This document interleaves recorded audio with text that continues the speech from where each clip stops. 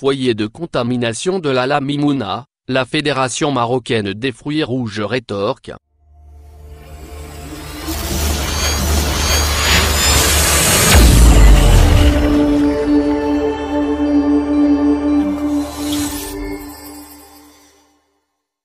À travers un communiqué officiel publié ce 23 juin, la Fédération interprofessionnelle marocaine des fruits rouges, Interproberry Maroc, se défend suite à la détection du nouveau foyer de contamination de la Lamimouna, principalement issu d'usines de conditionnement de fraises.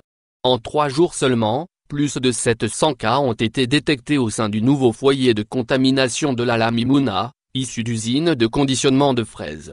Dans un communiqué officiel publié ce mardi 23 juin, Interproberry Maroc rétorque.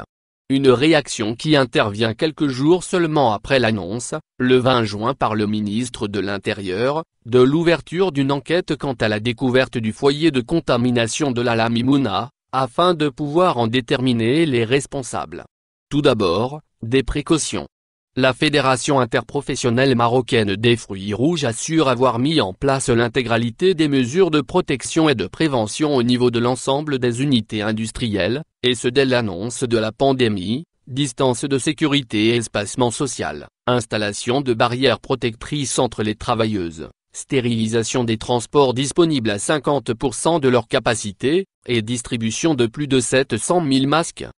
Malgré tous ces efforts, le comportement des individus et des groupes en dehors des heures de travail demeure incontrôlable. Interproberry Maroc.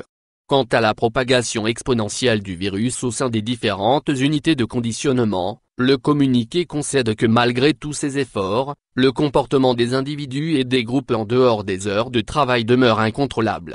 Dans la même lancée, Interproberry Maroc évoque également un retard enregistré dans la réalisation des tests PCR qui n'ont commencé qu'à la mi-juin, étant indisponibles sur le marché national.